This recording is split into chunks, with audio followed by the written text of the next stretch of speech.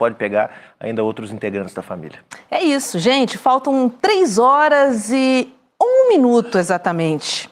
Esse é o prazo que a defesa de Jair Bolsonaro tem para apresentar as razões pelas quais o ex-presidente teria pedido asilo político na Argentina. O documento foi obtido no celular de Bolsonaro, apreendido pela PF após novas diligências. A defesa, obviamente, que negou, ontem que Bolsonaro tenha descumprido as medidas cautelares, mas disse que vai explicar tudo direitinho dentro do prazo estabelecido. E aí, em paralelo, o líder do PT na Câmara, o deputado Lindbergh Farias, ele entrou com uma representação no Supremo pedindo a prisão preventiva de Jair Bolsonaro. A gente lembra, que o julgamento do ex-presidente, ele está se aproximando. A primeira turma do Supremo começa a julgar o núcleo 1, também conhecido como núcleo crucial da trama golpista, no dia 2 de setembro, ou seja, tá chegando. Se a semana que vem, já é a outra. Ou seja, tá logo aí, alguma decisão vai acontecer, seja hoje, no final de semana, ou no julgamento que começa no dia 2, Juliano. Pois é, 10 dias hoje, faltando exatamente 10 dias para o início do julgamento do núcleo 1 do golpe.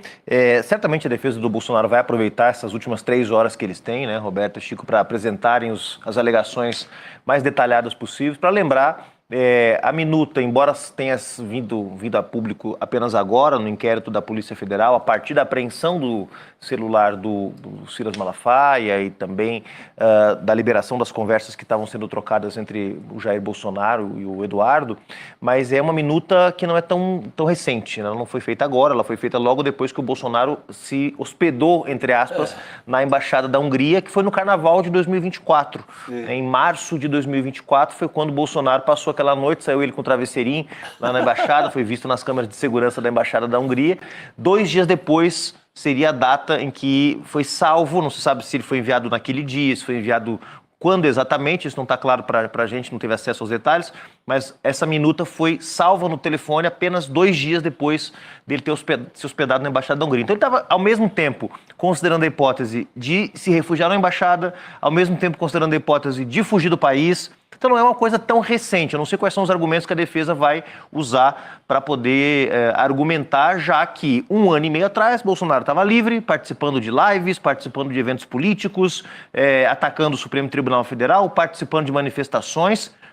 A defesa vai ter que rebolar para encontrar um argumento de por que 1 ano e meio atrás havia no celular do Bolsonaro uma minuta de pedido de asilo. E a defesa já falou, Chico, pensou, mas não executou.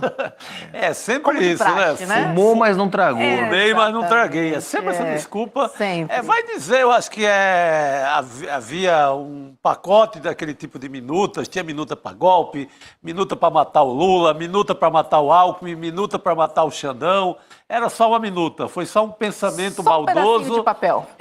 Mas eu lembro que tempos atrás, com o Moro e com o STF referendando, houve prisão por conta de algo pensado nesse tipo, que era o Delcídio Amaral, então senador pelo PT, ele dá uma dica para o Nestor Cerveró, diretor da Petrobras, exatamente, o do olhinho ali meio baixo, para ele, que tal dar um passeio lá no Paraguai? É só uma brincadeira, mas deu cana. Agora não dá mais cana. 48 horas, vai lá, Bolsonaro, se explica. Esse mesmo cara que diz que vive numa ditadura, Roberta. Ou seja, tem 48 horas sempre para responder. Ali tá muito evidente que era ou a Embaixada da Hungria, para onde ele foi com o travesseirinho dormir durante o Carnaval, ou a Argentina na segunda posição. Tinha havido, um tempinho antes, aquela batida na casa de Angra dos Reis. Isso. Ele estava ali numa pescaria. Estava com jet ski. Que ele só sabe fazer isso. Esse homem nunca trabalhou na vida. Estava ali numa pescaria, a Polícia Federal pegou uns telefones, alguma coisa. Eu acho que ele disse, aqui eu me lasquei, aqui vai dar cadeia, é melhor pular para a Hungria ou pular para a Argentina. Acho que foi naquele exato momento que veio essa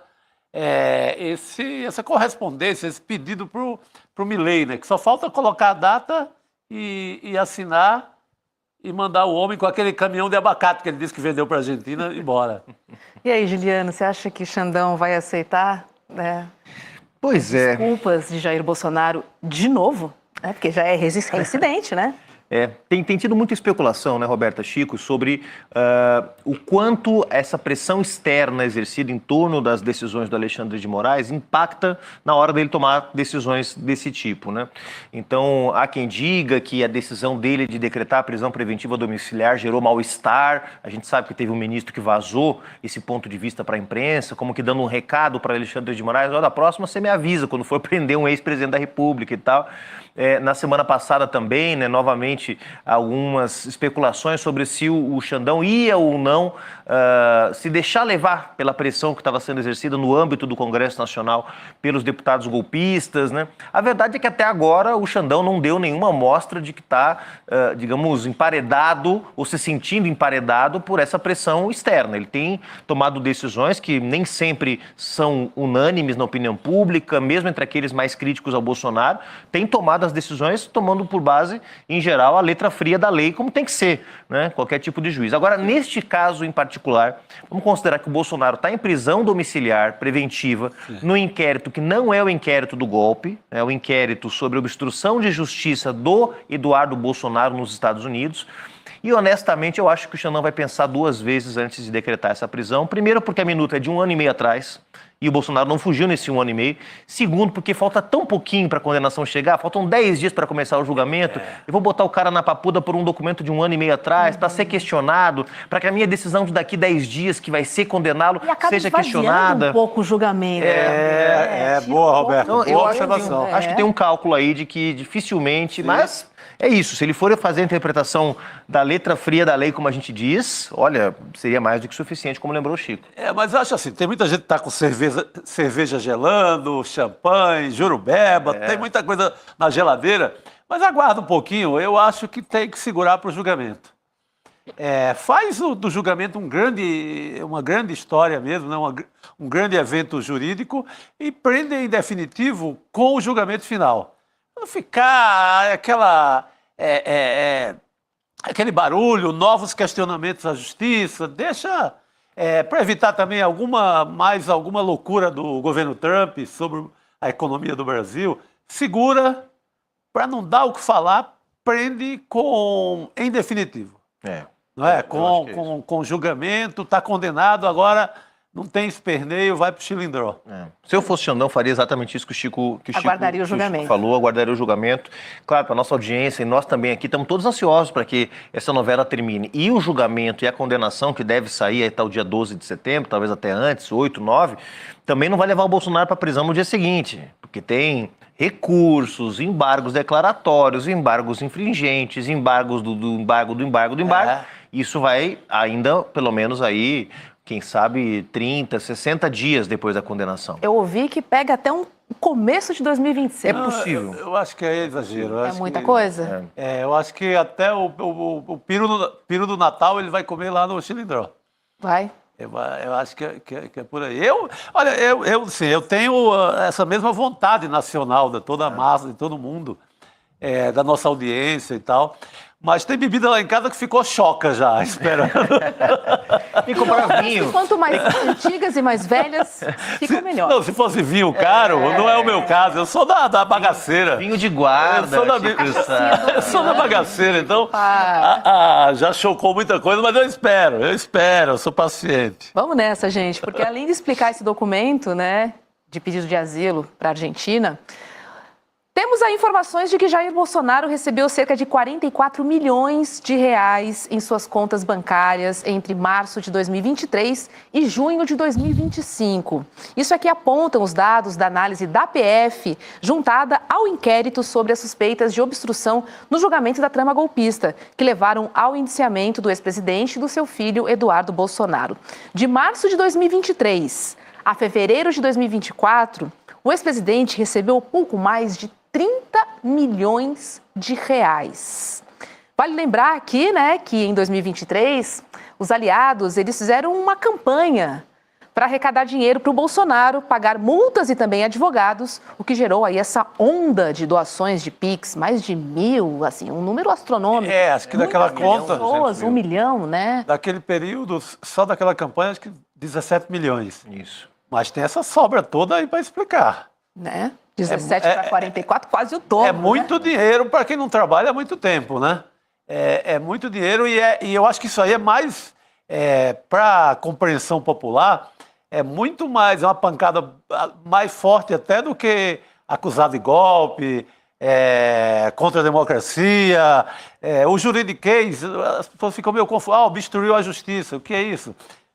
Passar a mão nesse pacote de dinheiro aí, todo mundo entende. Pois é, e Juliano, o relatório da PF diz que há suspeitas e indícios de lavagem de dinheiro e outros ilícitos nessas movimentações, porque parece que esse dinheiro também saiu da conta dele, né? Então, passou ali pela conta de Bolsonaro, foi para Michele, foi para Eduardo, para os advogados, enfim. Esse dinheiro foi distribuído também. Pois é, Robertinho, quando a gente pensa no que o Brasil viveu nos últimos anos, né? Quer dizer, todo o estardalhaço que foi feito porque o presidente Lula, junto com a já falecida primeira-dama, né, a Marisa Letícia, iam para um sítio emprestado de um amigo, porque fizeram uma reforma na cozinha do sítio, porque tinha um pedalinho velho num açude, quer dizer, porque visitaram o triplex, que, com todo respeito ao triplex, era uma porcaria de triplex, eram 3 caixotes de 30 metros quadrados empilhados um em cima do outro. Né, uma coisa. Então, assim, o estardalhaço que se gerou em torno daquilo, bens que se comprovou depois que nunca foram do presidente Lula, porque quem ganha aposentadoria de presidente, né, que seja dos 44 mil reais de salário, nem sei se é o caso, mas 44, é impossível, você que está me ouvindo, é impossível ganhar 44 mil reais de aposentadoria de presidente, que é o teto constitucional que se paga a um ministro do STF, ao presidente, e amealhar 44 milhões é impossível. E o Bolsonaro não trabalha, não tem empresa no seu nome, não dá palestra, não faz consultoria, como este homem colocou 44 milhões na conta. É muita grana, cara. É muita grana. Então, hoje o COAF, a Polícia Federal, o Banco Central tem todas as condições de descobrir de onde veio esse dinheiro. Quais são os CPFs, porque os PIX são identificados, os valores, né? A matéria de ontem mencionava que dos recursos que foram levantados entre março do ano passado e fevereiro desse ano, 11 meses, 19 milhões, primeiros 19 milhões desse monte de PIX, vieram de 1,2 milhão de PIX. Então significa que a média dos PIX é de R$20.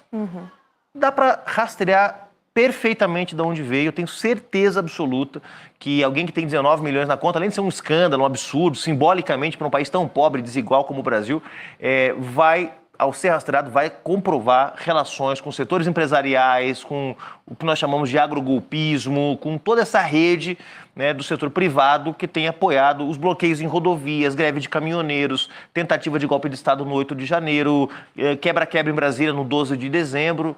Não há dúvida de que para manter uma organização criminosa que fez tanto estrago no Brasil nos últimos anos, tem que ter dinheiro de empresário. Agora, Chico, Bolsonaro tinha dinheiro, está falando aqui de 44 milhões. Podia pedir asilo, podia ter um jatinho na porta da casa dele. Você acha que ele não fugiu por quê, hein? Porque ele quer infernizar o Brasil até... Sim, eu fico me perguntando, ele tem a ilusão política, de que poderia, inclusive, ser candidato. É nisso também que apostava, por exemplo, a Casa Branca, o Trump, na ilusão do... E eles venderam muito isso. Então, ele apostava numa anistia só para ele, não para aquelas senhoras que quebraram lá o Palácio do Planalto. Ele apostava muito nisso, que seria inclusive o candidato. Tanto que ele até hoje, e vai ser um tema nosso aqui, até hoje ele está com esse papinho de que tem que votar só nele. Então, havia uma crença da família inteira de que iam reverter essa situação.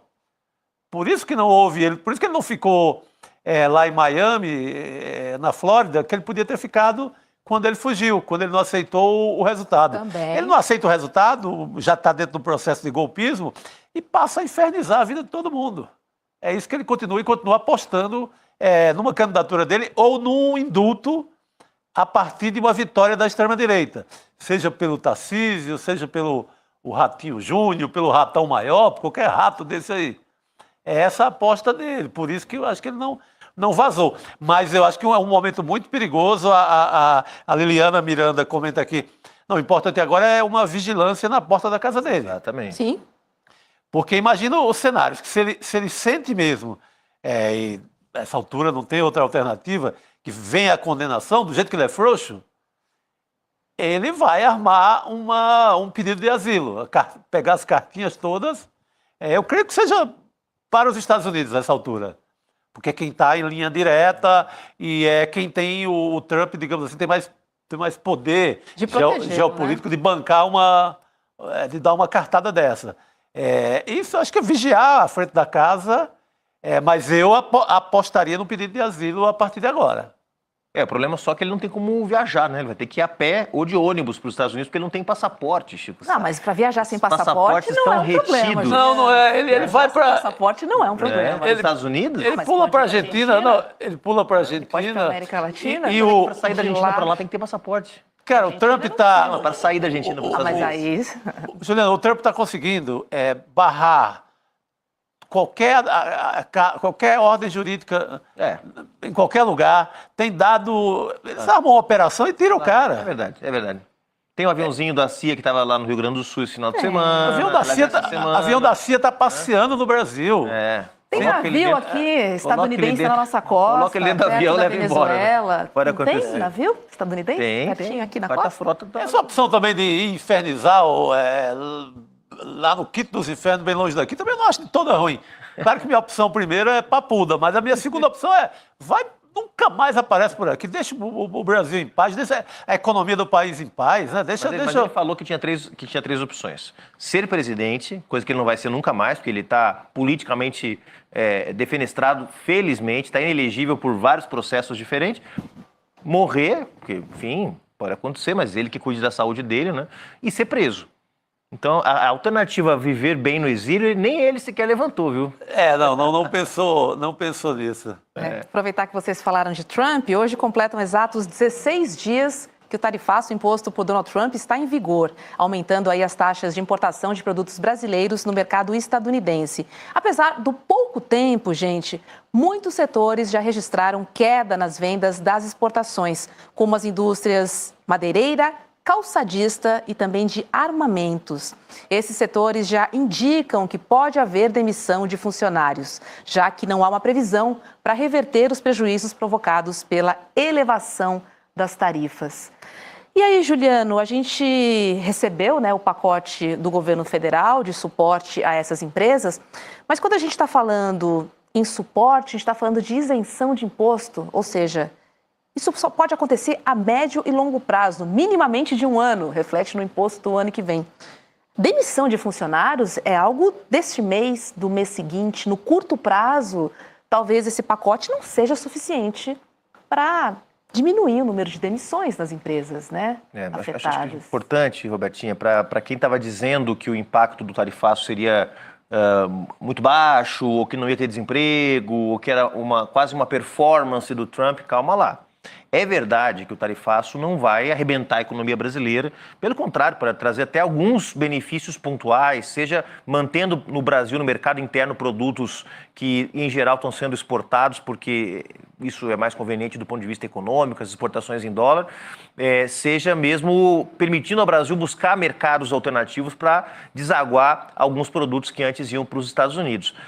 E ainda que se considere que as exportações para os Estados Unidos representem algo como 2% do PIB brasileiro, é inegável que em alguns setores vai haver impacto, né?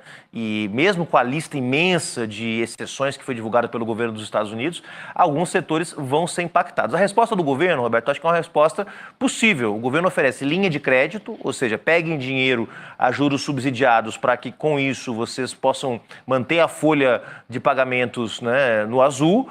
Ou a gente promete aqui para vocês, para quem tiver prejuízo nas exportações, para quem tiver o mercado dos Estados Unidos fechado, a gente oferece aqui a possibilidade de uma isenção tributária no ano seguinte. O problema é que tem as empresas que têm margem para fazer isso, são aquelas que têm que ter algum caixa, tem que ser empresas grandes, né? E há empresas de médio porte que exportam também, não é só... Porque a gente fala de exportação, a gente imagina a Gerdau, imagina a JBS, grandes indústrias, mas há empresas de médio porte, por exemplo, no ramo da madeira, que é um dos ramos que estão sendo bastante afetados, calçados também, há empresas de médio porte. Então, é inegável que o Eduardo Bolsonaro está fazendo, com a cumplicidade do pai, com a cumplicidade do Malafaia, com a cumplicidade do PL, vai trazer prejuízo para o Brasil, né? Acho que o governo está fazendo o que é possível nesse momento, com as restrições orçamentárias que tem, né? Porque senão teria que pedir para o Centrão liberar crédito extraordinário, vai votar, aí é mais não sei quantos bilhões de emenda que tem que liberar para o Centrão poder votar. A vida é dura num governo que não tem maioria no Congresso. Mas nesse momento acho que o governo está fazendo o possível. Mas volto a frisar, mostra que o Eduardo Bolsonaro está fazendo não é só uma palhaçada, não é só uma performance, traz prejuízos concretos e reais para o país. Sacrificando o país para salvar o papai. Salvar uma cabeça, o pai. Isso.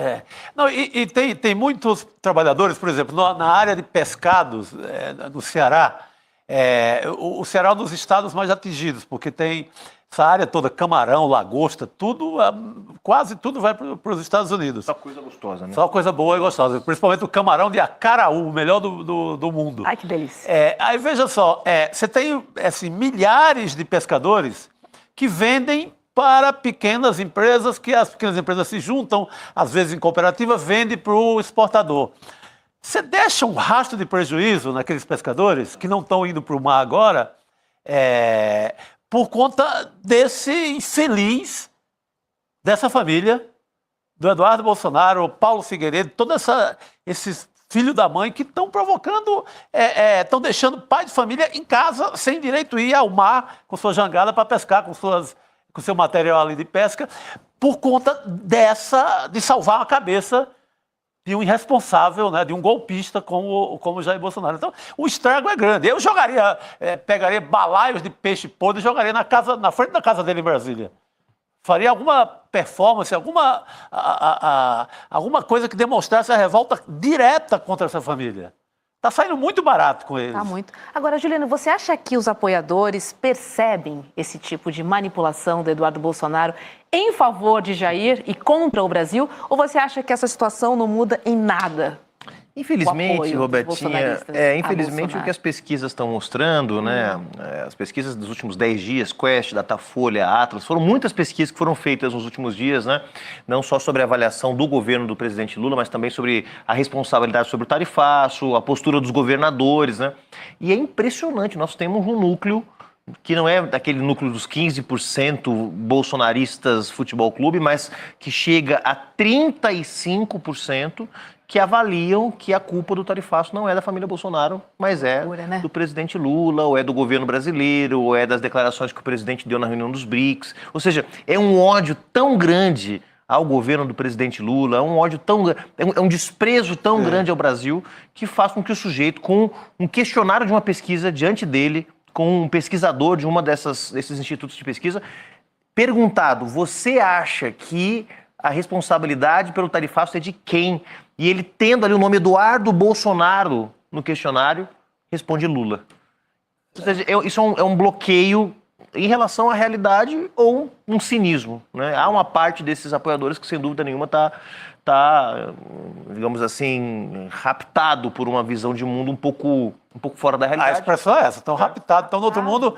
Acho que essa parte aí, eu acho que ali na casa dos 20%, entre 15% e 20%, acho que não muda nada. Nem esfregando esse peixe podre que eu acabei de falar agora na cara, dizendo que é prejuízo da família Bolsonaro, nem mostrando o áudio da família confessando isso. Um vídeo falando eu fiz, talvez faça eu fiz. Mudarem de opinião. Aí eu acho que essa legião vai demorar muito, mas um dia volta para a realidade. Não está com aí também seria demais. Porque a narrativa ela não é só o tarifaço. Vamos lembrar aqui também, né? Quer dizer, o cara, quando vê o Eduardo Bolsonaro falando nos seus vídeos, se for necessário, vou queimar a floresta, essa foi a expressão que ele usou, né? Quero acabar com tudo. Ou seja, queimar a floresta é queimar o Brasil, gente.